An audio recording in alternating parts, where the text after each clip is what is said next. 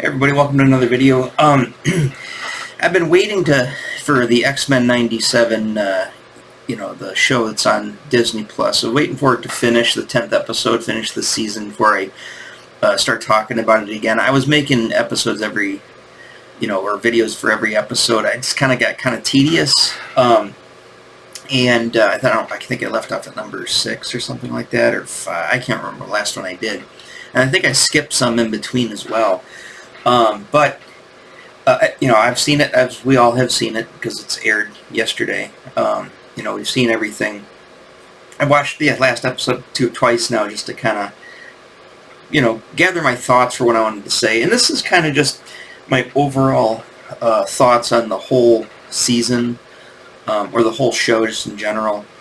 And I'm not going to bore you to tears by just me talking about it. I know I don't want to show the video because I don't want to get copyright stricken.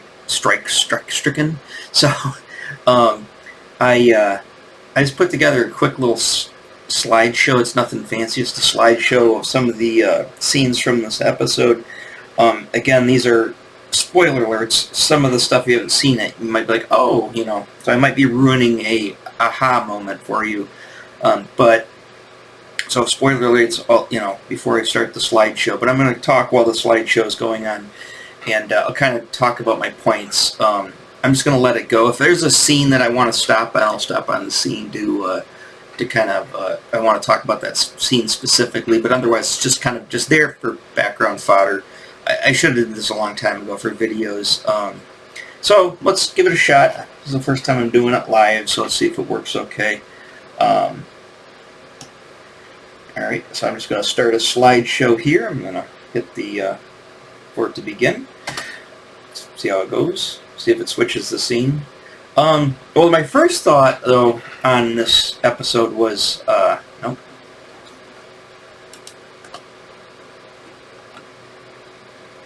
Is it going to, oh, there we go, okay. When it just, looking at Charles Xavier and, wow, this is going to be distracting doing it like this. But the Charles Xavier and the, what's his face, Eric scenes, I gotta say, let me pause it here. I'll go back, actually. Bear with me. The first time I'm doing this. So, the scenes are gruelingly boring. And I gotta say, I know it's in the comic, and I know it's part of the mythos and stuff. I've never liked the weird bromance with Charles and what's his face, with Xavier and Magneto. I'm not a huge Magneto fan to begin with, and then let me go a step further. I don't really like many of the X-Men's villains. As far as I don't like the just main villain, the Darth Vader character, whether it's Magneto or you've got Apocalypse. I'm not a fan of I know Apocalypse. Everybody loves Apocalypse. I'm not really a fan of him. He's okay. But Apocalypse, whenever there's this big baddie, and then the guy, oh jeez, I can't even remember the bad guy's name in this. That's how unrememberable he is for me. I always from the comic. He's also from the comics that I didn't read in the 90s, so, he's one of these, I just don't like these types of characters, like the main bad guy. I like the groups of bad, I like when teams have bad guy teams that they kind of fight, and there's always the counter, not always, but, the counterpart type of thing where you've got, you got the X-Men, and then you've got, Freedom Force, or you've got Marauders, or you've got, I guess with Apocalypse, it's fine when he has his, 4 horsemen, that's okay. But even with Magneto, I like it better when Magneto has his Brotherhood of Evil Mutants with him. I don't like when it's just Magneto. I know this not what this episode is about. That's just my thoughts on that going into it. So, about the episode, like I said, whenever it comes to these scenes, I'm just like, I don't know, for me it's just a slog to get through. And even when the bad guys lecture the good guys, I know this is an anime trope back from the day. I don't know if it still is, but back in 80s anime, it was always the bad guys has to sit there and just you know, the camera just moves across. It's like a still shot. It's like a, you know, nothing moves except for maybe the mouth moves, and he just sits there and, you know, pontificates for 10 minutes, you know, and just, you know, lectures the good guy for 10 minutes, and you're just like, oh god, this is so freaking boring. When it happens in this stuff, I just kind of like, you know, it's like, I don't know. I know it's the story, but I don't want to hear, like, the whole, sorry. I'm getting off to a bad start with this video right off the bat. I like the show. I like it show for what it is. I don't know who the audience is. I guess it's supposed to be, you know, millennials, people who grew up with the original show in the 90s. I'm a Gen Xer, so I was in my 20s when the show came out. I didn't watch it religiously. You know, I read the comics and stuff prior to that. To me, Pride of the X-Men was my X-Men. And I'll get to Kitty Pryde because she comes up briefly in this. You know, there's nothing wrong with y'all at the slideshow go. There's nothing wrong with the episode. I think the whole season is fine. It's not the greatest thing since sliced bread, but I think it's pretty good. It's definitely a breath of fresh air, and the God, it's distracting having that going on in the background like that. I know I shouldn't do it this way, but you know, I love that. I think the animation is great. You know, you know, how they pause it here. Let me pause it on a good spot. It's not so bright. Okay, let's leave it on whatever that guy's name is. I can't remember the guy's name is.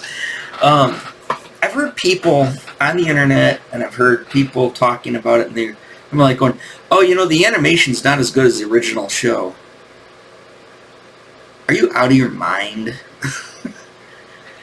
Are you really out of your mind? Have you watched the original show? For one thing, I don't know what it is, if you guys got a good copy of the original show, but every streaming service, including Disney, has found the shittiest, grainiest copy of that show they possibly could find, and then they sandpapered the shit out of it, and then threw sand on top of it, and then lit the edges and pour paint all over it, and then put it up and posted it. It's just like, I can't it looks terrible. I don't know if it's original like this. I know they lost a lot of footage in fires, or I think it was a fire that lost a lot of footage, or lost a lot of the original stuff. But regardless, you know, we got to view what's there. And the people who say like, oh, I don't like the new animation compared to the old one. No offense, but I think you're retarded. Personally, I mean, that's an odd thing to say. Being that I can't remember the name of the studio is the same studio did Avatar. I'm not a huge Avatar fan, but Avatar is, you know, known for its really good animation. And the animation of this, especially the action scenes and stuff, is just blows the original one so far out of the water it's not even funny. You can just tell the frame rate on it. I mean, there's all kinds. I mean, you sit there, I could just rattle off all of the animation aspects that why it's just trounces the old one. I think maybe what people aren't liking is the animation style, because it is slightly different. I mean, it's not slightly different, it's really different from the original. I don't know what exactly that means. I mean, sure, Rogue's butt is not as round as it was in the original cartoon. Just, you gotta kind of get over that. But outside of that, I think it's fine. I mean, if you look at like the original characters, they had a certain look to them, but I'm not saying that was great. I mean, even me as a huge X-Men fan from the comic books, watching the show when I did watch it in the 90s, and I thought to myself, whoa, this animation's pretty rough. But I understood, it's animation, right? It can't look exactly like the comic book. It can't look exactly like John Byrne's art or whoever's art. They've got to, you know, change it a bit for animation. I mean, I was fine with that with the Pride of the X-Men. You know, it just looked like Sunbow G.I. Joe. That's fine with me.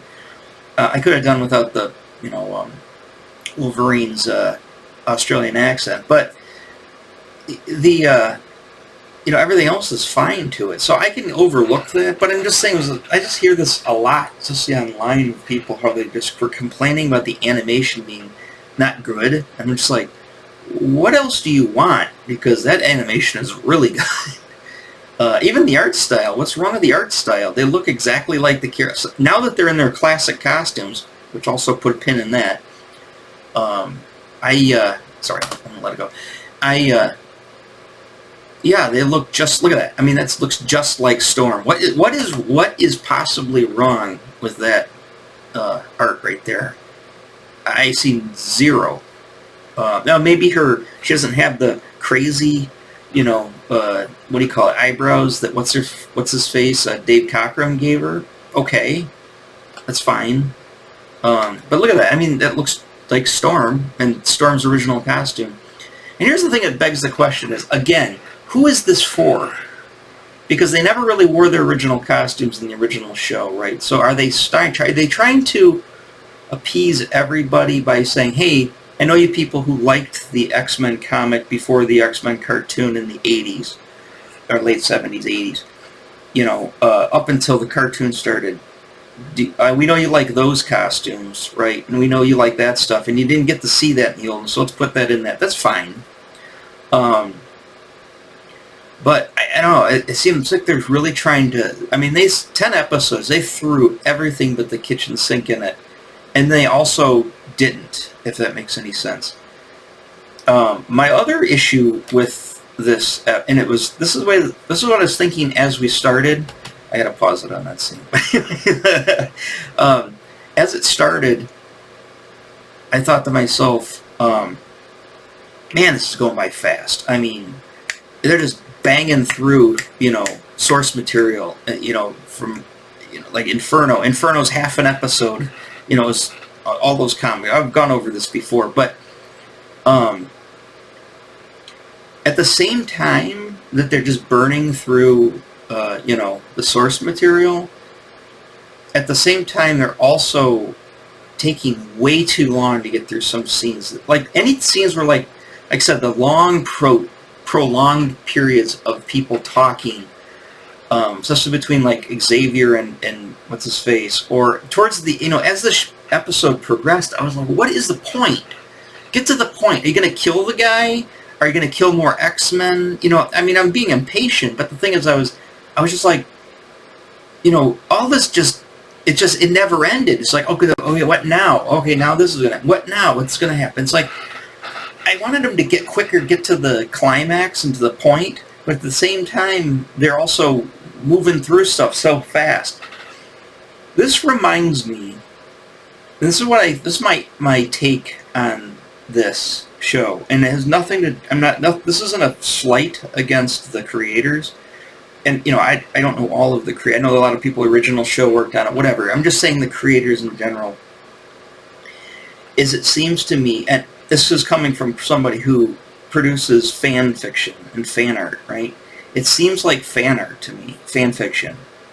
It seems like people who have a love affair with the comic and the characters, and they're just burning through stuff quick. They're giving fanfare here and there because it's, if you're doing fan art and stuff, obviously you're going to pay homage to what you like about the comic or the characters, and so you're going to give it some fanfare. I don't know, it just comes off odd.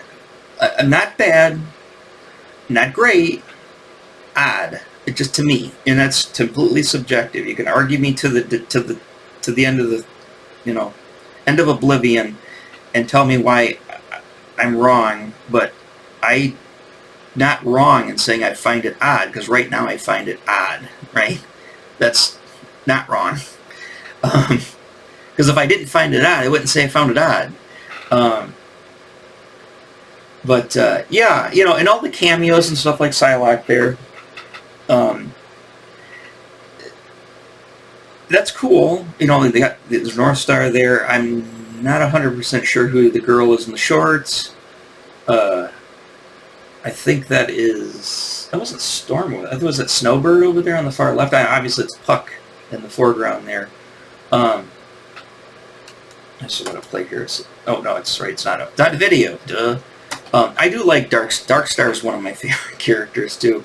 And I like that whole, these, whatever, the Soviet super soldiers or whatever. It was not Soviet super soldiers, were they? Soviet Squadron Supreme? I can't remember the name what they called them, but I always liked Darkstar. I always thought that a cool costume, cool looking character. So I like all these little cameos that they had in here from other characters. Of course, we're going to come across Cloak and Dagger. I thought that was Cloak and Dagger thing was pretty cool. I mean, we saw Daredevil earlier, but the Cloak and Dagger thing was pretty neat. That's right around the time I started collecting Marvel Comics, is when the Cloak and Dagger miniseries was out. I started collecting in '84, and and I was like, I always liked the Cloak and Dagger comic. I've gone back and read it, and it's not as great as I thought it was, but I still have I have the memberries for it when I see it. So again, I think it's neat they add these little cameos here, but of course it also begs the question: are they going to proceed? I mean, is this? I don't even know. Is this show even doing well? I'm assuming it is, but I mean, that's a strong assumption because I don't really know. If it is doing good, then I would think, hey, maybe you guys need to hit the brakes on on Marvel Studios, the MCU, the live action stuff, and I would take those billions of dollars that you spend on that stuff, or millions or whatever it is, and start pumping that money into the animation. Again, not there's anything wrong with the animation, just to do more of it, and do longer stuff. So here's the thing. This is my thought on the whole thing, which, again, is my own view, and maybe there's people out there share the same view, but I'm going to hearken it to manga and anime. I don't read anime or watch manga recent stuff. The last stuff I really kind of tried to get back into, but didn't watch a lot of it, was stuff in like the early 2000s. But one thing I noticed was that it seemed like they had a formula down pat. A manga would come out, right? And they'd be like 10 volumes of a manga, and 150 pages-ish each manga, but black and white. And you'd read the manga of the story, and then within pretty quick, maybe after the second or third manga, the anime would come out. And the anime was pretty much a one-to-one translation from the manga. So everything that happens in the manga, almost beat for beat, scene for scene, happens in the anime. Give or take a few things. Obviously, with 150 pages a book, 10 volumes, they've got to abridge it down for, these half-an-hour episodes for 13 episodes. If you do 13 episodes in a season, or a volume, or whatever they want to call it, and those 13 episodes is based on, say, the first 450 pages of manga, it's going to be abridged. However, even with it being abridged, it's still pretty much beat for beat. The characters look just like they do in the manga. The same scenes that happen in the anime. The storyline, for the most part, follows it. It's basically you're getting an abridged version of the manga in anime form for 13 episodes. I thought that was brilliant. I mean, I'm not a huge anime fan, but I think this is brilliant because you've got a visual medium, i.e. a comic book or manga, and you've got, it's visual storytelling with artwork. And then, so therefore now you've got, if you want motion picture, with sound, you've got animation. I mean, this is obvious stuff, but I'm just saying you've got, it's a direct, it goes synonymous with it, right? It's a visual medium, it's also art, and it's just moving versions of the comic, right? I think that's what Marvel should do right now. I think they kind of started this in the 90s with the original X-Men show, and then, of course, the Spider-Man show, the Hulk show, the Iron Man show, Fantastic Four. They should try it again, and, I think they should put out comic books like they are doing. I haven't got I think I've got the first 2 issues now. of the comic book for the 4-issue limited series for X-Men '97. But what they should do is they should put the comic book out first. Let's say we should get the first 6 issues, right? First 6 issues should have a solid story arc, and then that 6 issues could translate into, say, 10 episodes, or maybe even 6 episodes, right? Each episode would be each comic book. And so do the comic book and then come out with the, shortly thereafter come out with the animation, which bridges the comic book. Something along, like I said, I'm just spitballing here, but I'm saying is something along those lines where everything kind of follows suit. And they can call that like the animation universe or whatever, the MAU, Ma. Anyways, and you've got comics, you've got a look, you've got everything kind of in that ballpark, and it could look just like this animation here. They could have a Cloak and Dagger comic. They could go through and they could hit all their classic comics. They could do a Cloak and Dagger, a Daredevil, a Spider-Man, a Hulk, an Avengers, an X-Men, whatever. Keep going. They could do a whole bunch of them, and then they could do comic, these animated features based on the comics. I would like, personally, and this I said this from the very get-go, way before the MCU even started, I said, why don't they just take, I've said this again in other videos, why don't they just take the comic books as your storyboards? They a lot of times comic book artists get hired to do storyboards for movies or TV because they know how to visually storytell and they know how to put that stuff down, and they make storyboards which look like comic book cells, right, or comic book panels. Why don't they just use the comic book that's already there as the storyboard, right? If you have to substitute a character, let's say you're not going to put Kitty Pryde in there, you're going to put Jubilee in there instead. Okay, well, you could write her in, or you could use her as a de facto Kitty Pryde, whatever, I guess that would be problematic. But seeing like these characters here, and of course we'll see more, they're Sinister. You see the, the classic Storm right there, right? You got classic Sentinels behind you. Ignore Cable. You've got classic, Marvel Girl there. That looks awesome. Now, could you imagine them going back and just really not, I know they've done some stuff, but go back and find some of the source, like when they go to, like when they fight those the Anti-Men, I think they're called, where they do the, there's this issue where they kidnap Storm, Juggernaut, and Black Tom Cassidy. They kidnap Storm. Those issues, those early issues, or where they go to the Savage Lands, or where they're fighting Krakoa. Krakoa has got them all, imprisoned. Or you've got where they fight when they go to the Brood, right? When they're in space. With those classic X-Men, take the classic X-Men stories. I mean, just go through classic X-Men, pick out the classic stories and just do one-to-one animation of those classic stories. And that's what I want. That's what I think they should have done in the very beginning. And if they are going to animate do a live-action show, I would have just made it look like a comic book. I would have had the same character. I know there's all the jokes with the costumes look stupid on film, blah blah blah blah blah blah blah blah. Blah. They could have tried it, or at least run some tests. You know what? And you guys can do anything. Make it work, right? I guess I would. If I was in charge, I'd be there with a whip. I want it done. I don't want excuses. I don't want you to come back and tell me, oh, it looks dumb on camera. Make it work. Do what you got to do, right? But don't tarnish the source material. Don't change everything, to get out of it. Make it work. Maybe I'm just daydreaming. Maybe I'm just being, it's wishful thinking.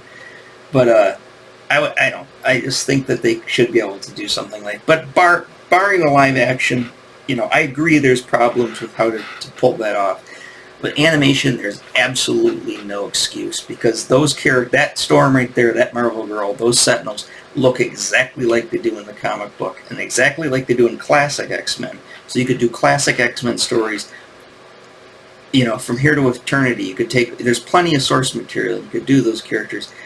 I think for us old guys, that would be awesome. You know, but again, and what's the end game here? Because you got to think about it. If this show was made to appease a certain demographic of people, there's a classic scene. We'll pause it there for a minute and just pay reverence. It's not as round as the original show, no, but it's square, but it's there. Anyways, pay homage to. They're appealing, obviously, with the look at the costume, right? Who are they appealing to? And if this doesn't work, so people who like Jubilee, like the '90s X-Men, like the Jim Lee stuff, if that doesn't work, and this, we like it. And, the generation, which would be like the millennials, people 10 years younger than me who grew up with this stuff in the 90s when they were kids, they like it. But where do you go from there? I mean, if their intent was, we need to, we want new audiences, we want younger audience. Well, I could tell you for one thing, my son stayed home from school sick yesterday. And I said, I'm going to watch my X-Men. He talked me out of it.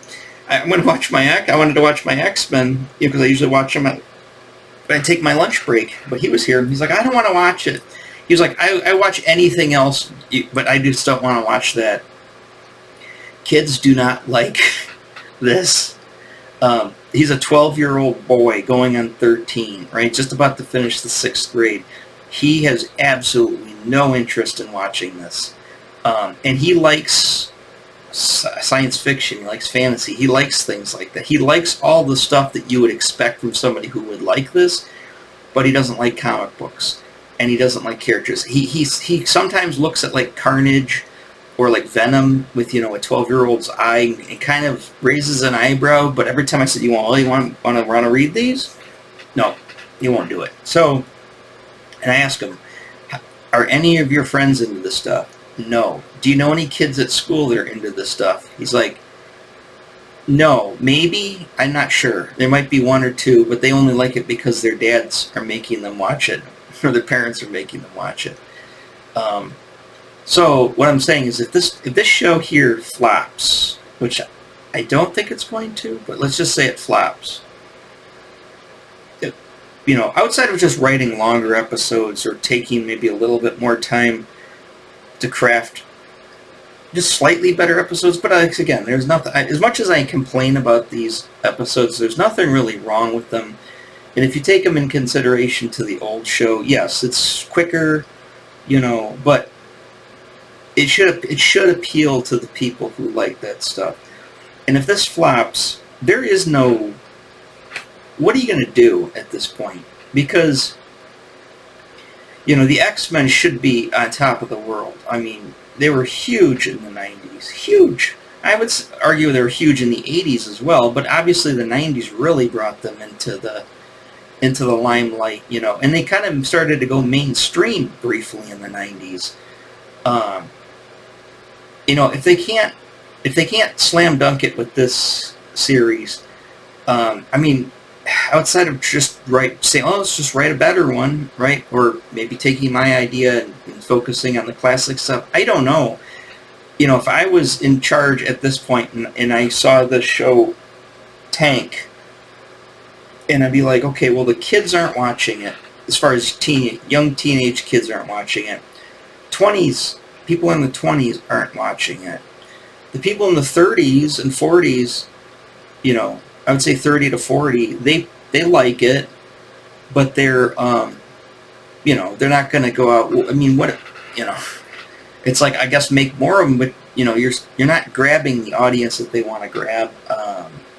They got the toy lines out and stuff. Yes, that's great for adult collectors. Kids aren't buying the toys, and that the $25 a pop for a figure, and, and I just keep seeing stuff coming out that's just like, why is this stuff so expensive?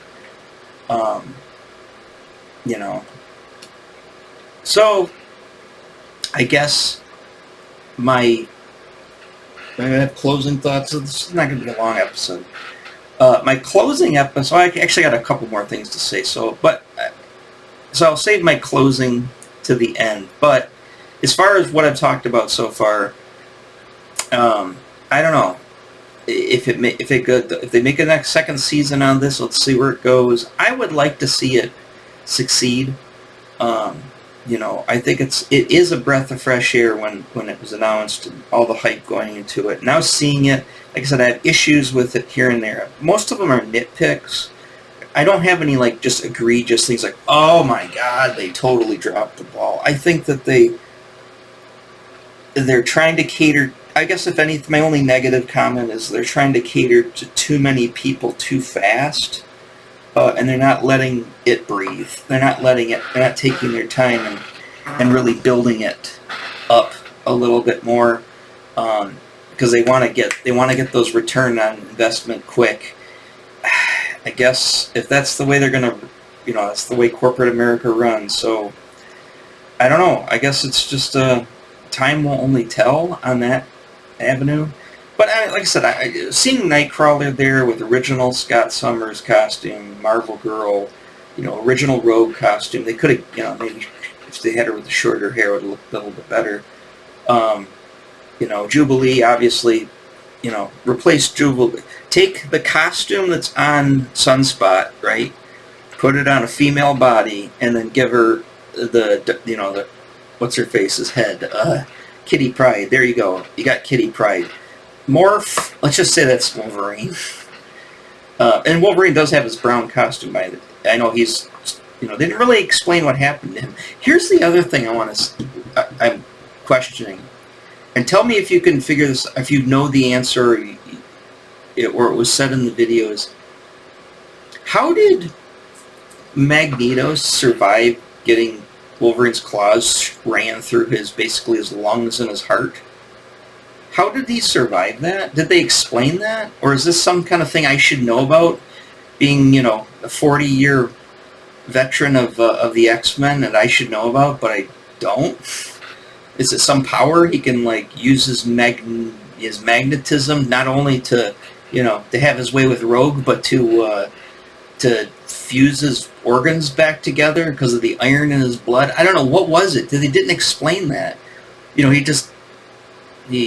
Wolverine went to kill him, tried to kill him. I mean, what else are you going to do? I said if, they pulling his claws up, maybe slicing and dicing his whole body. I'm sure they weren't going to get that gory in it. But, and then he goes and pulls all the metal off of, spoiler alert, pulls all the metal off of Wolverine with his magnetism power. How did he survive that death blow? Do you guys know? Because I missed it. If they said it in the episode or it was explained, I totally missed it.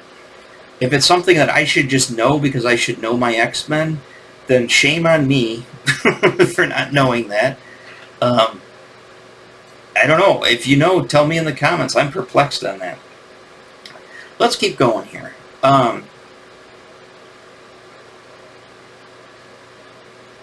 Again, I mean, they look great. There's a couple things I'm getting to that are coming up here. Like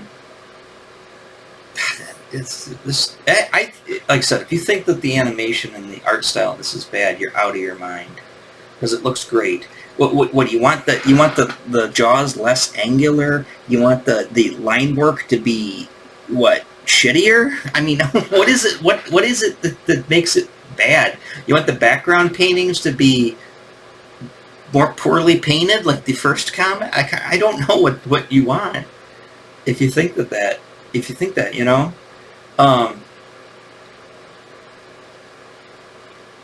like Storm looks just amazing in that costume. She looks perfect. Okay, here we go. I mean, here's one thing I wanted to bring up is that obviously this is a throwback to the Spider-Man cartoon. Again, if they can do what they did with the X-Men and do it with Spider-Man, and Spider-Man arguably is a much more popular character than the X-Men currently because of the way that they handled the X-Men through the MCU, and even Spider-Man was handled weird, but obviously they brought it into the heyday and people love Spider-Man, and arguably Spider-Man's most popular thing that Marvel Comics have. Spider-Man is Marvel's Batman. But if they do a show like this, and it doesn't work, and it doesn't appeal to younger people, then you know what, you've there's no third strike. You know what I mean? You've done a event, you've done an X-Men show, you've done a Spider-Man show, and if it doesn't work, then just give up on trying to capture that off. If these kids like it, they'll come to it sometime, right? I don't think they will. I also made a point of this. I can't remember who I was talking to. Maybe it was a comment of somebody, but I made this point.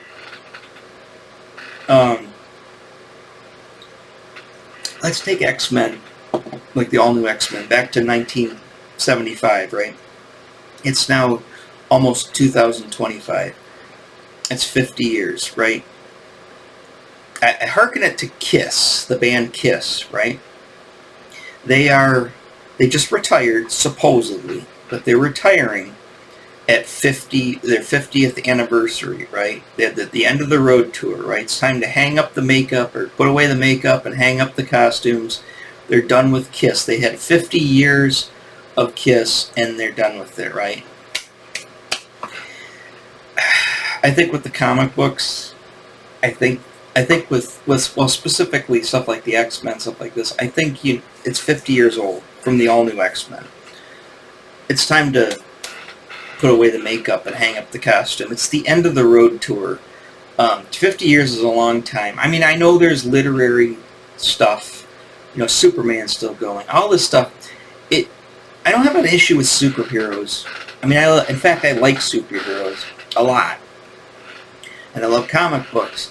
But I think a lot of these things need to, I guess, just sit on a shelf for a while, or put them into bins and let them sit in the basement for a while until, you know, you dig them back out years later and go, oh, I really like this stuff, let's do something. I think it's time to put a rest on this. Barring that, you know, making new stuff, you know, new properties, things that are new stories to tell. I mean, I guess it's in the hands of the creators that are, you know, the powers that be right now. And I don't have a lot of faith that the people working there can do it. And it would definitely need Disney to keep them afloat, because if they get rid of all their mainstream titles, then the comic books are gonna go by the wayside. I mean, I think the Marvel would crash and burn if they lost Spider-Man and the X-Men, you know, the stuff like that, and started with fresh new characters. It would take a long time for that to happen. Maybe we live in a universe now, or live in a world now, that you can't do that. I don't know. It's troubling, at the same time interesting, and frustrating all at the same time. I guess troubling and frustrating are kind of the same thing, but you know what I mean? I find that we live in uncharted waters at the moment. I don't think any time in history did we really have this issue. Maybe we did. I guess, you know, obviously superheroes went away for a while when horror comics and romance comics were all the rage, and Western comics, you know, and then really Marvel kind of brought superheroes back. So I guess maybe we've gone through a version of this before. But I don't think we've gone through a period where companies were so had such risk aversion, and, you know, to try new things. And then I think when they do try new things, they try all the wrong things. They don't test things out well first before they go with it. Some stuff comes out and it's just like, oh, why would you put that out? You know, maybe I would have ran that by, you know, like a video game, or a role-playing game. Play test it a little bit, see if people really catch on with that character, that storyline. I don't know, or just do it, and, you know, it could be a runaway success. I mean, will there be another Ninja Turtles, that type of thing, an independent comic that rises to that stature? Will there ever be another, you know, 60s Marvel again, where, you know, all these new characters came out and, you know, they beloved to this day? It's all speculation at this point, and obviously I'm just going on about the same thing. Was there anything I wanted to... Oh, yeah. That's perfect timing. So this last bit here, this proves that, yes, somebody I know pointed this out, and they said, you know what, it proves that Kitty Pryde does exist in this universe, even though she was never in the original cartoon. There she is right there. That's Kitty, it's Shadowcat. You got, you know, there's Emma Frost there, here's Colossus. I know Colossus has showed up when Morph changed into him, but I don't think Colossus showed up in the original X-Men animated series. At least I don't think he did. I love Colossus. And again, it goes back to that classic X-Men. This is what my dream team lineup of characters that we've already seen in the show and the costumes or whatnot.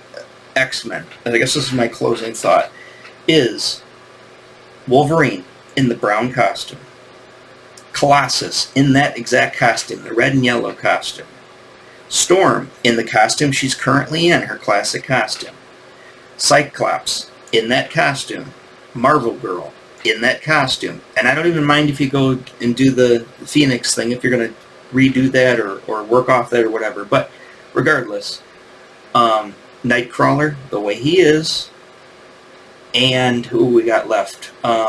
Rogue, the green costume, because that's, you know, when she first started out, when she first showed up, and then Kitty Pryde. You could do her in Shadowcat costume, but I think the best would be, unless you're doing that, then you'd have to put Rogue back in her mohawk.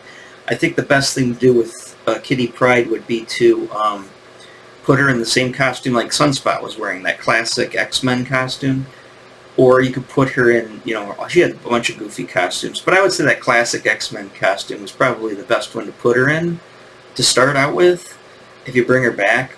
You could just do the straight-up Shadowcat, that isn't a problem. It kind of conflicts a little bit, but I could see it. And that would be my classic X-Men. And I would say, I would throw in, they don't show Polaris up there, but she's made a guest appearance. She had a cameo already, hasn't she? I think she did. Again, they could do the New Mutants exactly how they are, how they came about. You know, they could have done the New Mutants. They've got Magic there. You've got Sunspot now. You've got the look. You've got the costume. Everything's down perfect. You could just do the classic New Mutants. Personally, I would like to see an X-Factor with the X-Factor costumes. You know, with the X's on their suits. Throw in, you got all the characters there. You know, Iceman's there. You know, Angel. Didn't Angel make appearance already? I think he did. I think he made not Archangel. If you could do that storyline later, but again, I'm wishful thinking here. But you know, that's when I saw that little poster up there. It's like, oh yeah, there's Colossus. Of course, we saw that, but there's Shadowcat. So I want to see my Shadowcat. I want to see Kitty Pryde. I have nothing against Jubilee. I like the character, but I like Shadowcat better. I like Kitty Pryde better. And of course they're current, so we're back to our beginning. All right. Again, I'm just trying this out. Don't attack me for doing such a crappy job of this. I just wanted to try something different while I'm talking instead of you just looking at me. Give you something to kind of, course of reference. Like I said, I'm not going to play an animation because, again, I keep saying it, I try not to play music. I try not to play video unless I made the video. So stills, I think I'm good at, because I've had other ones with stills in it and it didn't seem like I had an issue. They weren't asked to take down, or I didn't get copyright strike, whatever. So we'll see what happens with the next season. Hopefully there is a next season. Hopefully there's more of these cartoons coming out. It'd be great. In the meantime, remember, like and subscribe if you want to, or tell me what your thoughts on it are, and we'll discuss it some more. I should have some comic book videos coming out pretty soon. I've been really busy again, trying to crank down and knock out a bunch of work myself. So, I'll catch you guys on the other side. All right, take it easy. Bye-bye.